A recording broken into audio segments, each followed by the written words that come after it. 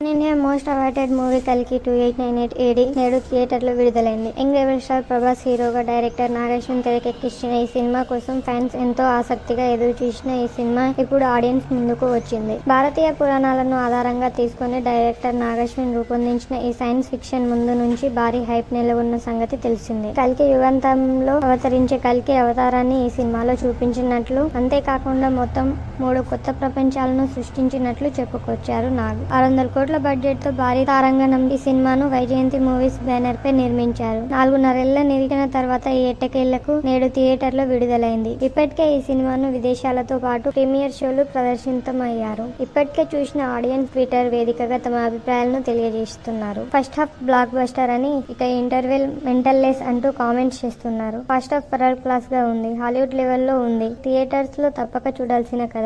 Interval scene అదిరిపోయింది. ప్రతి 10 నిమిషాలకు ఒక కొత్త క్యారెక్టర్ సర్ప్రైజ్ చేస్తుంది. సెకండ్ హాఫ్ కథ పుంజుకుంది. నాన్ కల్కి రికార్డ్స్ పక్కా నాట్ వాళ్ళకైతే ఫస్ట్ హాఫ్ చాలు, సెకండ్ హాఫ్ బోనస్ అంటూ కామెంట్స్ చేస్తున్నారు.